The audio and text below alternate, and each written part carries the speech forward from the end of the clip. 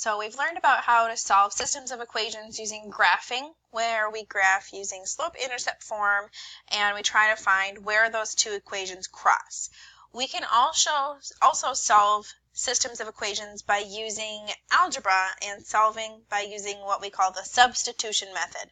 And if you think about what substitution means, you're substituting something into one of the equations. So since we have two equations, solving using the substitution method is simply just substituting one of the equations into the other. And just a quick review for systems of equations with classifying. Make sure you've got this written down. Inconsistent means that the two lines are parallel. There's no solution.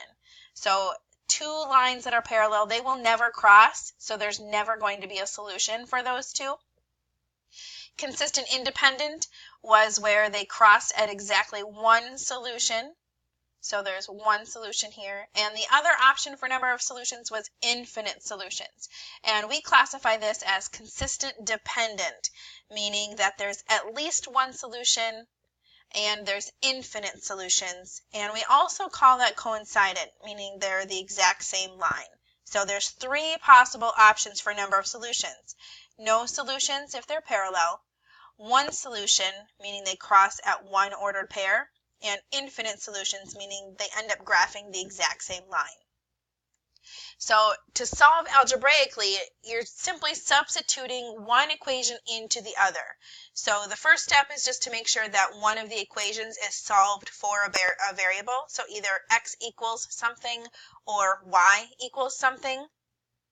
Once you have that variable by itself, you can substitute what it equals into the other equation, and then you'll just be working with one variable. So as an example, so we have y equals x plus 2 as one of our equations, and the other equation is 2x plus y equals 17. Since these two equations use the exact same variables, and it's a systems of equations, the x and the y are going to equal the same thing. So we can actually substitute, since y equals x plus 2 in our first equation, y in our second equation also equals x plus 2.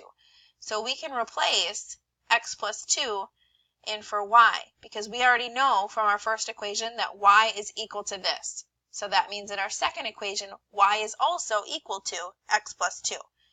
So we can rewrite our equation so that it's 2x plus, now instead of y, we have x plus 2, set equal to 17. Now we can just simply solve this equation. 2x plus x is 3x. We still have plus 2 equals 17. And if we subtract 2 to collect like terms, we end up with 3x by itself equal to 17 minus 2, which is 15. And last step to get x by itself, 3 times x equals 15. If I want x by itself, we can divide by 3 on both sides to find that x equals 5. So this means in both of these equations, x is equal to 5. So we also actually have to find y. So we can choose one of the original equations and plug in 5 for x. So if we do y equals x plus 2 and I plug in 5 for x, this becomes y equals 5 plus 2 and y equals 7. So this would mean that the ordered pair solution is 5, 7. But you want to make sure you check your answers, because if you made a mistake, the solution will for sure work for one of your equations, but you have to make sure it works for both. So we want to check both equations. So our first one was y equals x plus 2. So if we plug in 7 for y and 5 for x, this one did check out. 7 equals 7. So that one was correct. But also make sure you check for your other equation. So our other equation was 2x plus y equals 17. So if we plug in 5 for x, so 2 times 5 plus 7 for y, We're trying to see if that equals 17. So 2 times 5 is 10 plus 7. And when you actually add them, 10 plus 7, that does equal 17. So this one checked out. So our solution, 5, 7, is correct. Another example, in this one, we don't have one of the equations already solved for y. So you would need to rearrange one of the equations to get either x by itself or y by itself. It doesn't matter which equation you work with. So if we worked with this one and we want to get x by itself, I'm choosing x because x doesn't have a coefficient. So I want to get x by itself because then I don't have to divide by anything. Same thing for this top equation. If I wanted to get the top equation solved for a variable, I would choose to solve for y because y does not have a coefficient. So this one here, if I want x by itself, since 2y is subtracted, to take it off of that side, I would need to do the inverse or add 2y. I'm going to add 2y on the right. So these two are opposites. They cancel each other out, and we're left with x equals 8 plus 2y. Notice I did not add 8 plus 2 to get 10. These are not like terms. They don't have matching variables. So once we have x solved by itself, now we can substitute because x in this equation equals 8 plus 2y. So that means x in this equation also equals 8 plus 2y. So instead of x, I'm going to replace that x with 8 plus 2y. So 4 times 8 plus 2y, then we still have this plus y equal to 14. Now when looking at this equation, we only have one variable. We have y's. So we have to just simplify by getting y by itself. And first we have to use our distributive property. 4 times 8 is 32, plus 4 times 2y would be 8y, plus y equal to 14. I can combine these two. 8y plus y is 9y, so 32 plus 9y equals 14. And we want to get all of our constant terms on the same side, so subtracting 32 gets us to 9y equals, so then dividing by 9 gets y to equal a negative 2. So now we need to figure out what x equals, because this means that y equals negative 2 in both equations. So if we plug in negative 2 into one of our equations, if we have in this one 8 plus 2 times a negative 2 gets us 8 plus a negative 4. And 8 plus a negative 4 means that x equals a positive 4. So this actually gets us the solution for our equation, x equaling 4, y equaling a negative 2.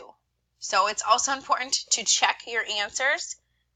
So we want to make sure we plug them back into our original two equations to check.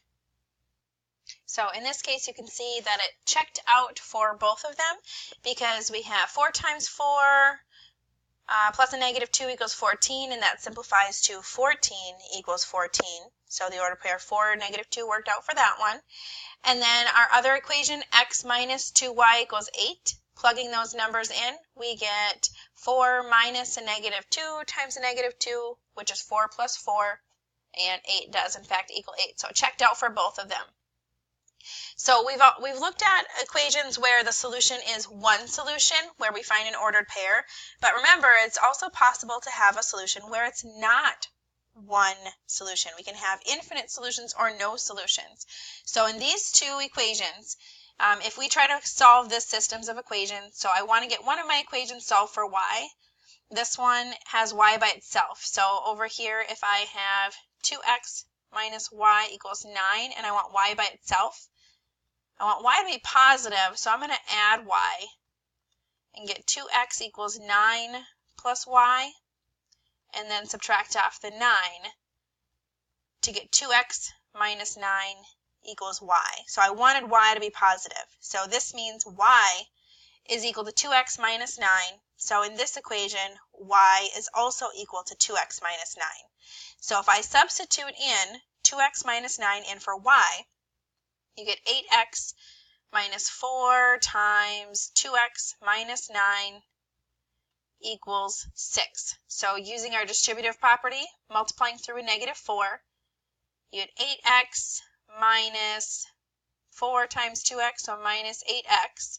And then a minus 4 times a minus 9, think of this as negative 4 times negative 9 is a positive 36.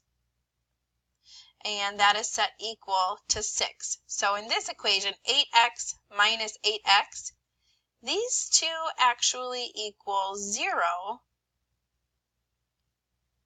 So if I subtract them off, I end up with 36 equals 6. Well, this is not true. It's not a solution. 36 does not equal 6. So this is no solution because these two lines are actually parallel. They never actually cross. So now in this last equation, solving to get x by itself, we would want to add 5y, and you end up with x equals 5y minus 3. So this means in this equation, x is equal to 5y minus 3.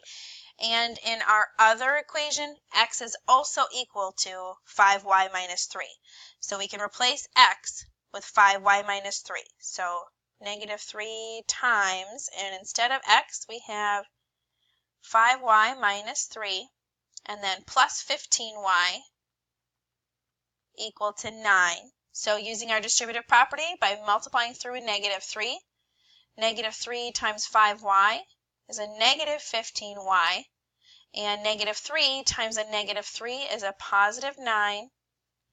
We still have plus 15y equal to 9. So now if we collect like terms, combine them, negative 15y plus 15y, those actually equal 0 because they're opposites. Negative 15y plus 15y, they cancel each other out, and you're left with 9 equals 9.